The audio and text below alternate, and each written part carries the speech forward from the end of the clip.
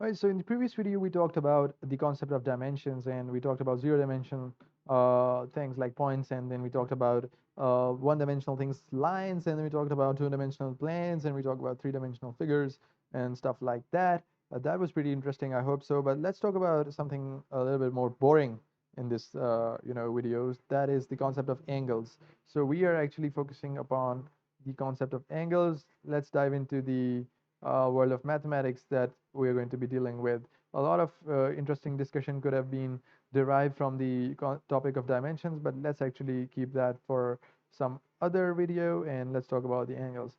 Angles always exist between two lines or planes. Like, for example, if you just overlap a line, for example, I can just make this line, which is a combination of infinitely many points, and then we can make another line, and we know that these two lines intersect, but there is a difference between these two lines intersecting and these two lines intersecting, right? You can already say, okay, the angle between these two lines is slightly more than the angle between these two lines. We can talk about angle. So what is this angle thing?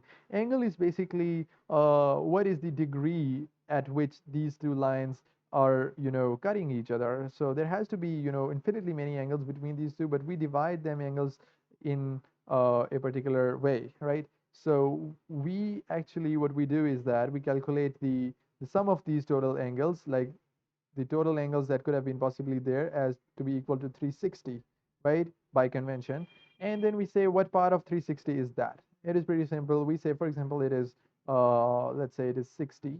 So 60th, this portion of this total circle is 60th of the 360, like that. You can see it like that, right? And then you can just say the angle between these two lines is 60 degrees. Let's say the total theoretical angles in this, imaginary circle are also 360. Then this little part of the circle, it is of course less than that. Let's say it is 30 or 30th of the whole 360 degrees of that circle. So we just say that it's just 30-degree angle. So the closer these lines are to each other, the less the angle between them, and the wider they are from each other. Like, for example, this angle here, let me actually use a different color. This angle, like, this is a part of a circle which has total of 360 degrees by convention, and it is a greater part than, you could say, 30. So let's say it is like, about, let's say it is about 150 out of total 360s. So we say the angle between these two lines here is 150 degrees.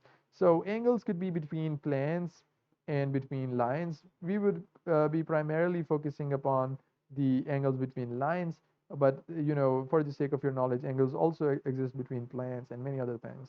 So that's how we perceive angles.